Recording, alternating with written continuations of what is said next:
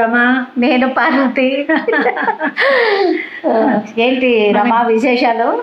చూసారా పార్వతి, మనం కలుసుకొని చాలా రోజులైంది కదా. అవును కదా. కొంచెం మన రాయలసీమలో వర్షాలు వచ్చాయి, అందరికి రొంపలు పట్టాయి. మరి అయినా కూడా పాట నన్ను నిలవనివ్వలేదు. అందుకనే మళ్ళా మనం పాట పాడుకోవడం కోసం ఆ పాట మధురాలను మర్చిపోలేము. అది మధురాలు కదా, ఎలా మర్చిపోతాం. అందుకే ఈరోజు మనం కలుసుకున్నందుకు నాకు ఒకటి అర్థమైంది.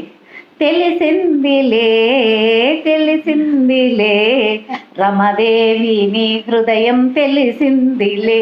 ఎందుకంటావా, నీ హృదయం నన్ను పిలుస్తున్నది. హృదయం ఎక్కడున్నది, హృదయం ఎక్కడున్నది, పాటల చుట్టూనే తిరుగుతున్నది కాదు, పాటల చుట్టూ తిరుగుతున్నది అని అసలు చాలా మిస్ అయిపోయినాం మనము. అంతేకాకుండా మన ప్రేక్షకులను కూడా చాలా మిస్ అయ్యాం. అంటే మన వాళ్ళందరూ మనల్ని సబ్స్క్రైబ్ చేసుకోవడం లేదు. చూసారు, ప్రేమగా అడుగుతున్నాము కదా. కాదు, వాళ్ళు మనల్ని ప్రేమగా సబ్స్క్రైబ్ చేసుకుంటే ఇంకా చాలా చాలా మనం ప్రేమగా మంచి మంచి పాటలు పాడుతూ వాళ్ళకి వీణులు విందు చేస్తాం మనం. అవును కదా. ఆ పాత మధురాల్లో మా ఆఫీస్ వాళ్ళు కూడా ఒకటి పౌరాణికాలు కూడా పాడండి అన్నారు. పాడదాం తప్పకుండా. అవును, ఎపిసోడ్ చేద్దాం మనం. అవును, పౌరాణికాలు, హాస్యాలు. అవును. తర్వాత ఇంకొకటి ఏమంటే, మనం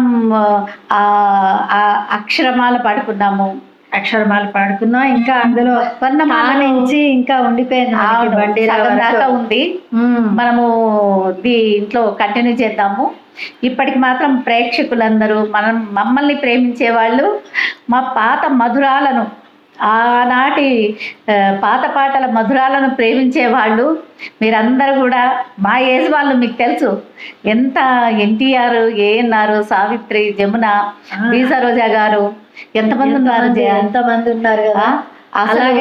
అలాగే పాట పాడే ఘంటసాల, సుశీల, అబ్బా, జిక్కి, లీలా బాలసరస్వతి గారు, మెయిన్ ఎల్లారీశ్వరి గారు, అటువంటి వారి పాటలను మనము అందిస్తాం మన ప్రేక్షకులకి. అది మంచి పాటల్ని పాడి వినిపిద్దాం. మళ్ళా మధురానుభూతిని మళ్ళా మనం తిరిగి కలగజేద్దాం మన ప్రేక్షకులకి. అవును, చెయ్యాలి. మరి అనుభూతి చెందాలి కదా. మనం ప్రేక్షకులు అనుభూతి చెందారు అంటే సబ్స్క్రైబ్ చేసుకోవాలి, మనల్ని. చేసుకుంటారు. ఈసారి సబ్స్క్రైబ్ చేసుకోండి, షేర్ చేయండి. ఇష్టమైతే లైక్ కూడా చేయండి. ఓకేనా? ఓకే, మరి బాయ్.